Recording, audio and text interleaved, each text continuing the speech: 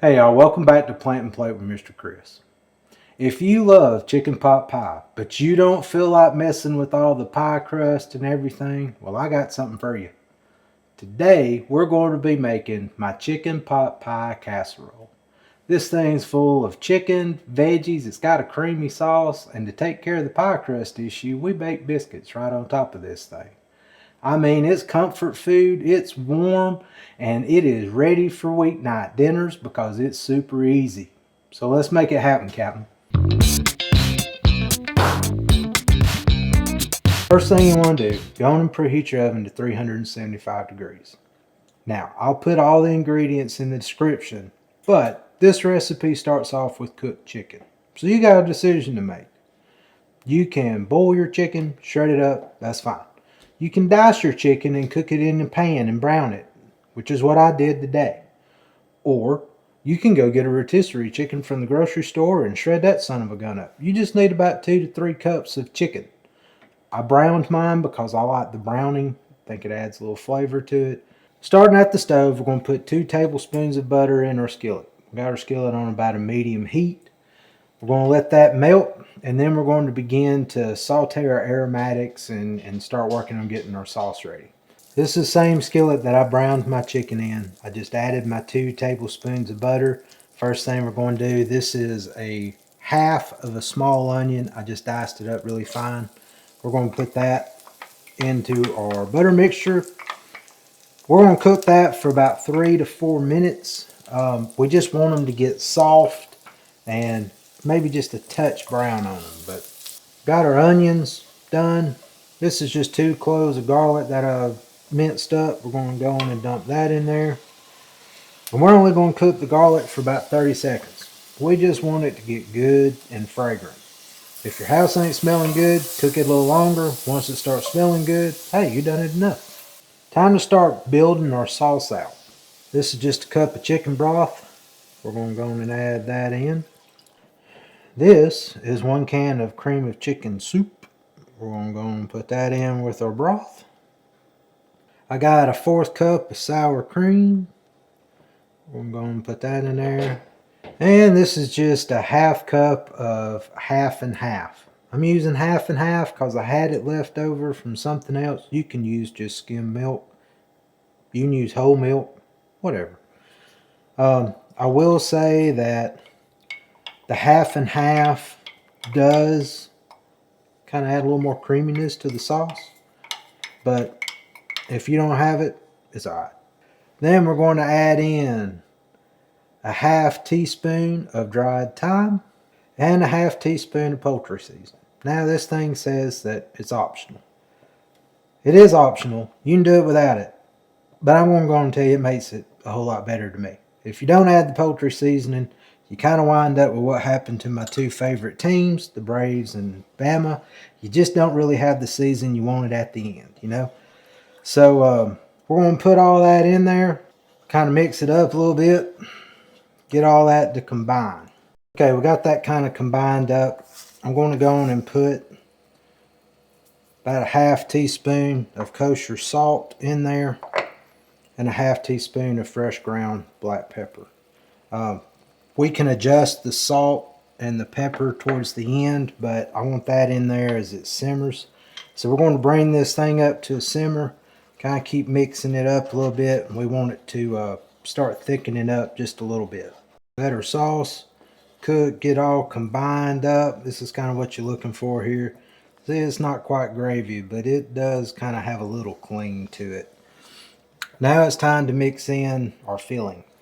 This is my diced up chicken that I cooked in the same skillet just a little bit ago. Again, you want about 2-3 cups of chicken. This, we're going to add in our frozen peas, carrots, and corn. You want to use a cup of frozen peas and carrots. The corn's optional. It's a 1/2 cup corn. I like corn in mine, so I just mixed it all up into the same thing. If you omit the corn, increase your peas and carrots to a 1.5 cups. I'm going to dump them in.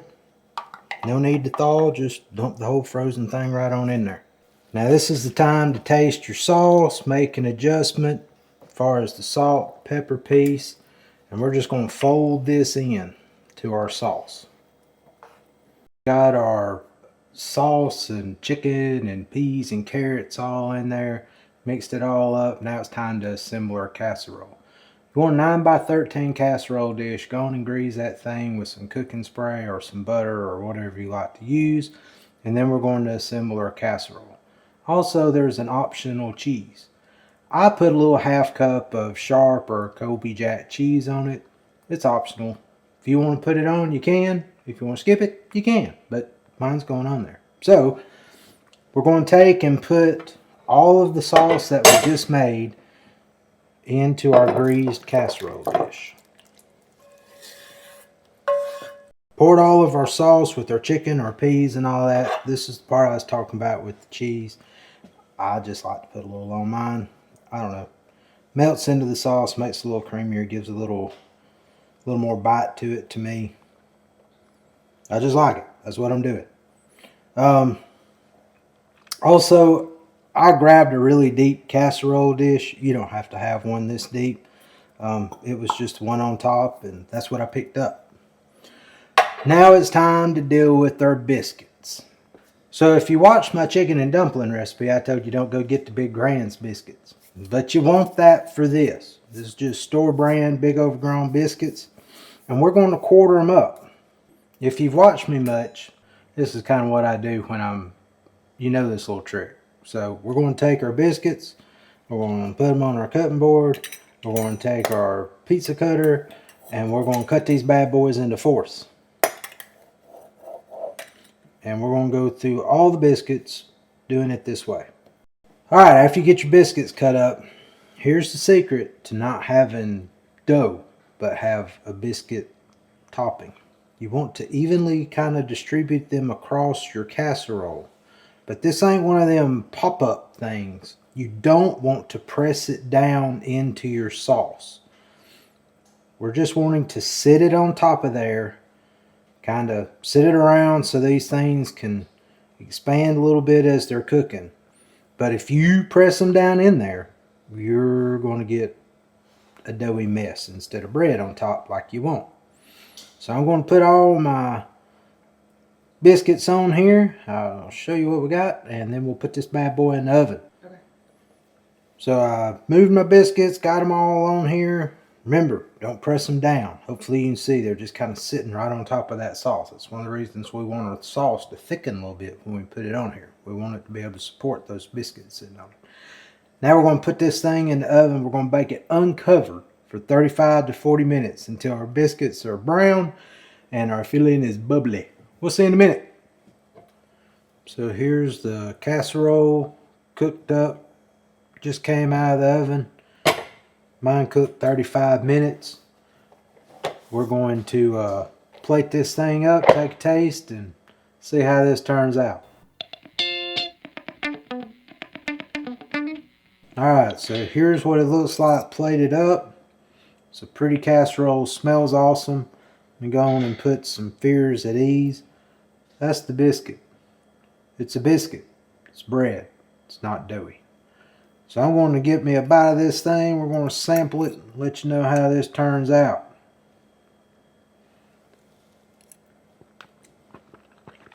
Man. Y'all, that thing's got, classic chicken pot pie taste to it. Sauce is creamy, seasoned up just right. Grandma would be proud.